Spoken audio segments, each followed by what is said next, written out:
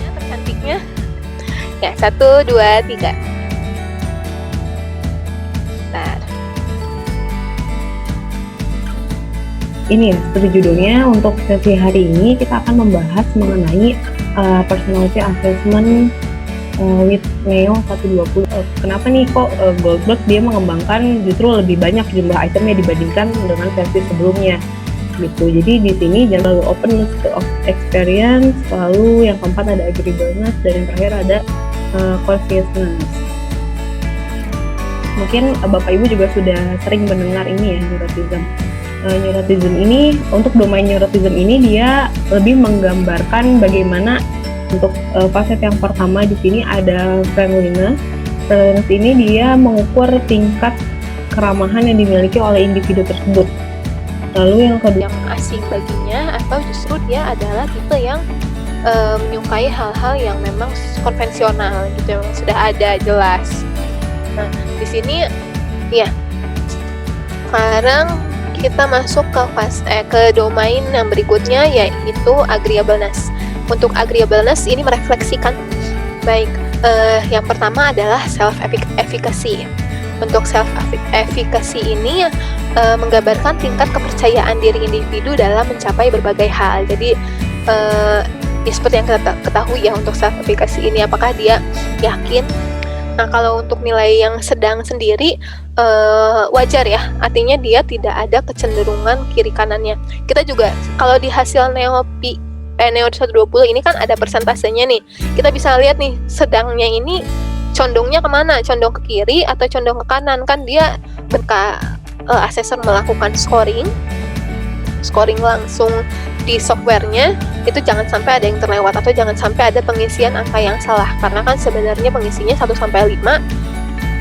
Jangan sampai misalnya mengisinya ada angka 6-nya ya gitu, karena walaupun nantinya pada perhitungan ya saya sudah share untuk tampilan softwarenya di sini, seperti yang bisa dilihat di sini ada pengisian identitas. Identitasnya sebenarnya hanya cukup nama, usia, dan tanggal pemeriksaannya saja. Apabila teman-teman ada yang membutuhkan untuk pengetesan secara manual sendiri, ini juga bisa di-print dari softwarenya, karena tidak memerlukan ketentuan khusus ya untuk, atau tampilan khusus gitu untuk memberikan. Kemudian di sini silahkan teman-teman, saya beri waktu ya sampai kurang lebih jam 10:30 untuk pengisian alat tes ini. Diisi dari mulai angka 1 sampai dengan angka 5 untuk masing-masing itemnya, silahkan. Kalau ada yang terkendala bisa langsung chat. Kategori sedang, karena di sini memang range skor sedang ini cukup luas ya, dari 30 sampai dengan 70 gitu.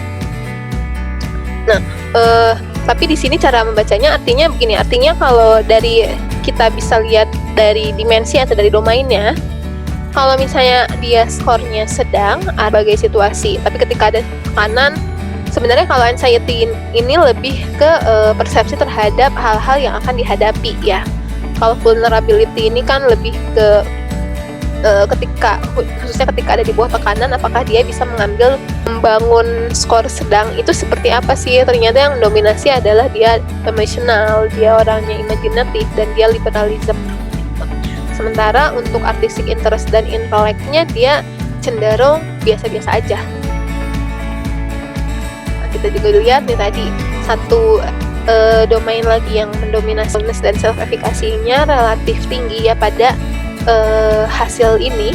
Artinya dia orang yang tanggung jawab dan yakin gitu bahwa dirinya bisa mengerjakan tugas tersebut, tapi memang masih dalam tahap atau taraf yang masih bisa dikatakan wajar lah, seperti itu.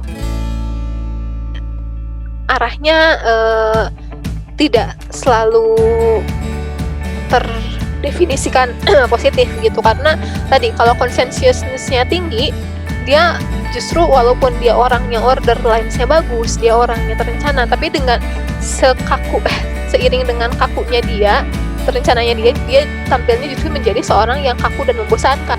Silakan bisa digunakan dan diintegrasikan juga dengan hasil tes lainnya, karena cukup luas ya untuk si Neo ini, penggambaran kepribadiannya sangat luas gitu, bisa melihat dari 5 domain. Dengan 5 domain ini sangat detail gitu, ada 30 subdomain atau 30 facet gitu yang bisa kita lihat, kita